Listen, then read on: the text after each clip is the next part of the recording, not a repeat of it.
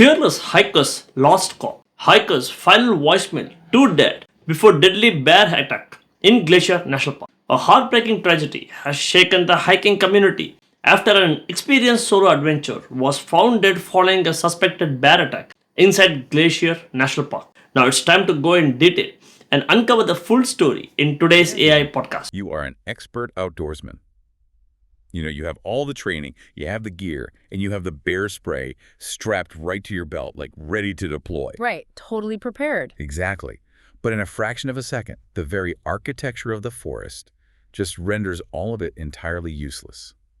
The rules of preparation we rely on completely dissolve. That's a terrifying thought. It really is. Welcome to today's deep dive. We are looking at a stack of sources today. We've got local news reports, official statements from Glacier National Park, and some wildlife authority briefings. It's a lot of heavy material to cover. Yeah. Okay, let's unpack this. Our mission today is to explore the timeline of a highly experienced hiker's tragic disappearance. We're going to break down the actual physics and biology of a wildlife ambush and really examine the current urgent context of wilderness safety. Right, and to truly grasp the magnitude of this, we have to start with the person at the center of the story, Anthony Pollio. He was a 33-year-old from Florida and, a graduate of the University of Central Florida working as a service advisor. He was also a volunteer church deacon. So a really grounded, community-focused guy. Very much so. Friends and family described him as incredibly kind-hearted. But his defining characteristic was this deep, just consuming passion for America's national parks. He wasn't just a casual tourist. Not at all. His father, Arthur Pollio, used a very specific phrase. He called his son a fearless man. This was a seasoned, highly experienced outdoorsman who, frankly, understood the environments he was walking into. Yeah, because Anthony was going on a 2-week solo trip into the really rugged, unforgiving wilderness of Montana. Right. His specific target was the route leading to the Mount Brown Fire Lookout.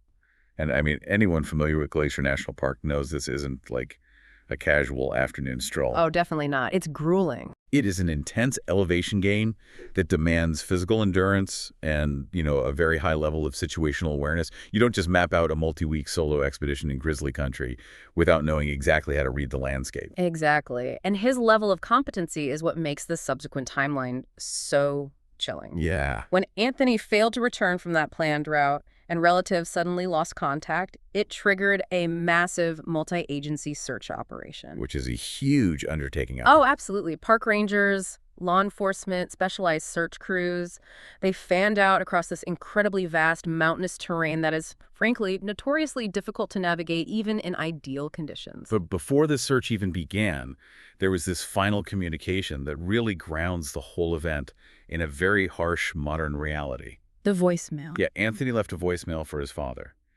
According to Arthur Pollio, Anthony sounded genuinely joyous. Wow. He was literally walking the trail, describing the breathtaking mountain scenery, taking it all in. And he ended the message by simply telling his dad that he loved him.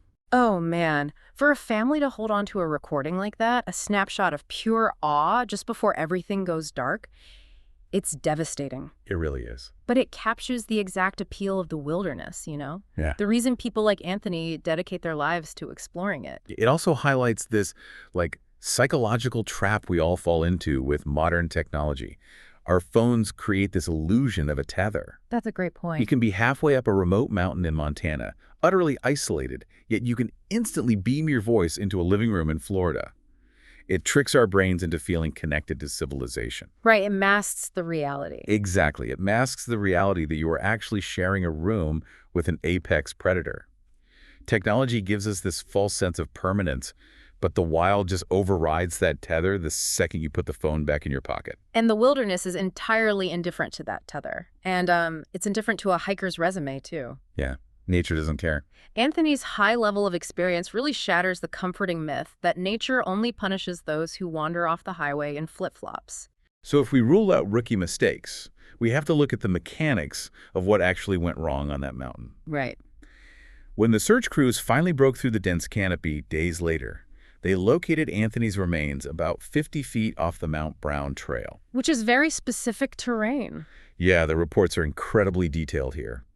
He was found in a remote section, surrounded by heavily dense trees and, a massive amount of fallen timber. Park officials confirmed the injuries were consistent with a fatal bear encounter, and they immediately shut down the Mount Brown Trail for a full investigation. Oh.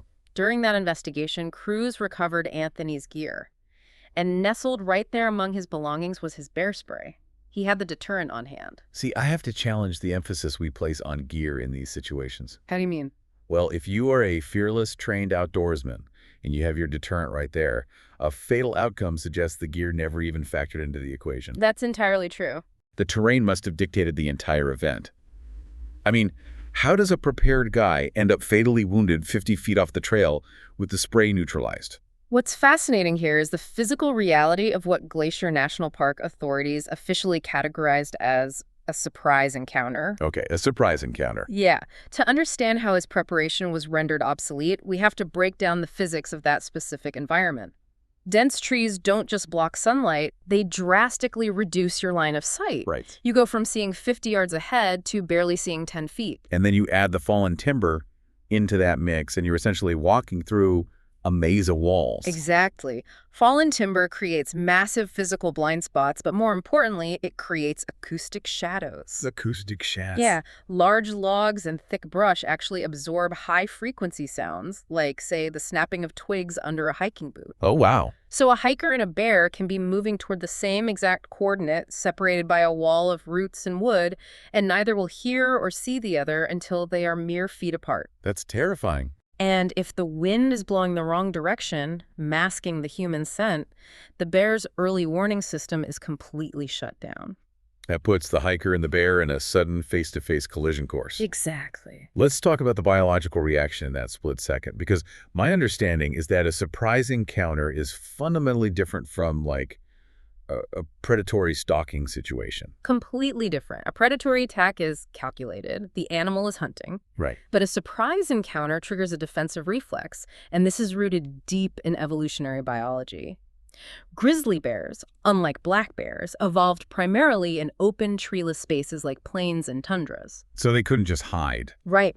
Because they lacked the ability to easily scramble up a tree to escape a threat, their evolutionary defense mechanism became standing their ground and aggressively neutralizing the threat. Wow. When a hiker suddenly breaches a grizzly's personal space in dense timber, the bear feels cornered. Its instinct is an immediate, explosive defensive strike. And a bear moving defensively at close range covers ground incredibly fast. Unbelievably fast. So even if Anthony had his hand resting near his bear spray, the draw, the aim, and the deployment take, what, at least 2 to 3 seconds? At a minimum. If the bear is only 15 feet away, moving at 30 or 40 miles per hour, physics just dictates that the spray is utterly useless.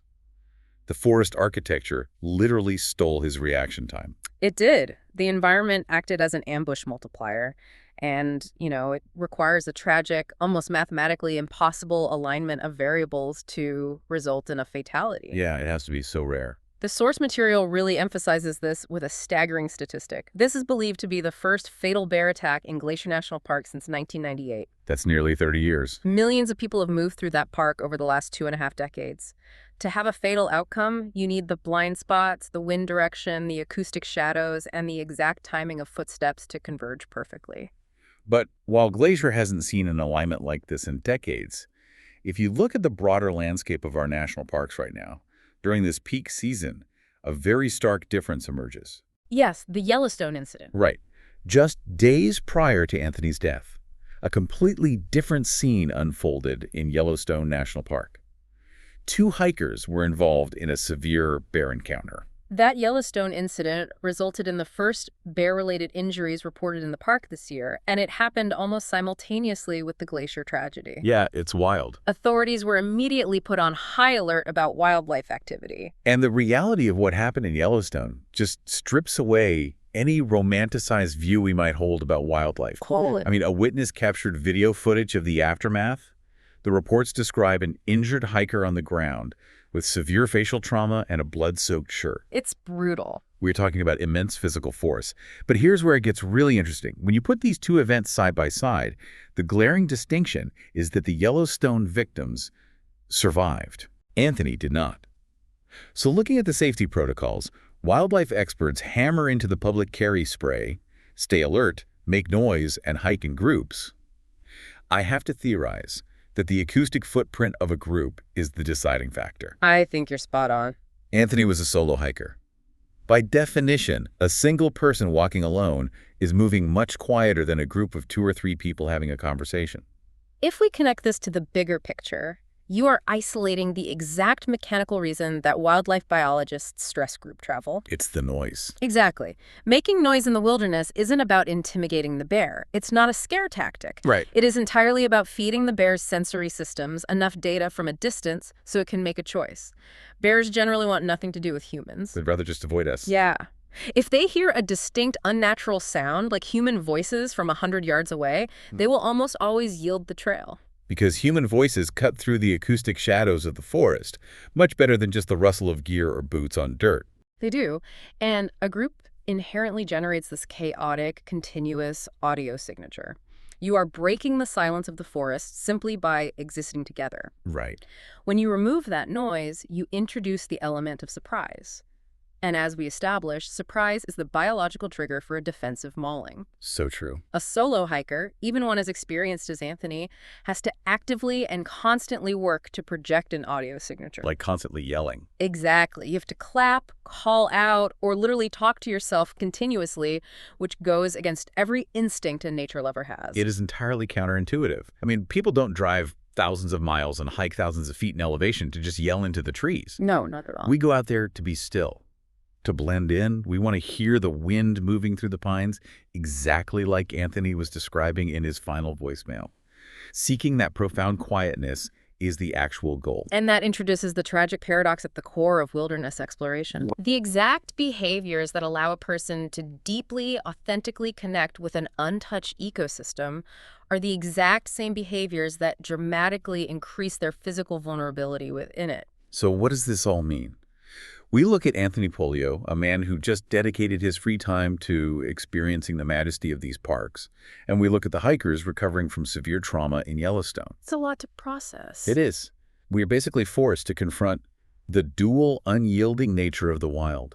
It possesses an incredible, breathtaking beauty that can fill you with so much joy you simply have to call home to share it. Right. But underlying that beauty is a violent, untamed reality that demands absolute respect. It doesn't grade your performance on a curve based on your intentions or your resume. It's a massive reality check for anyone listening who packs their bag for the backcountry. Definitely. We can carry the bear spray, we can hike in groups, and we can make noise to break through these acoustic shadows. We can try to implement every mechanical protocol to mitigate our risk. But stepping off the pavement means stepping into a habitat governed by ancient apex predators. We are visitors. And we can never entirely engineer the risk down to zero. The environment will always hold the final card. Yeah, if you're listening to this and thinking your gear makes you invincible, the terrain of Mount Brown completely shatters that illusion. It really does. Sometimes the wind, the timber, and the timing just conspire against you, which leaves you with a really profound thought to chew on the next time you find yourself standing at the edge of a quiet trailhead. Absolutely. What does it say about our human relationship with nature? That the very thing we seek out to feel alive, that deep, unbroken solitude and total immersion, is the exact same thing that makes us the absolute most vulnerable to losing our lives. Okay, one question for you. Could this deadly bear encounter in Glacier National Park have been avoided? Or was Anthony Pollio simply in the wrong place at the wrong time during a sudden surprise attack? Don't forget to comment it. Thanks.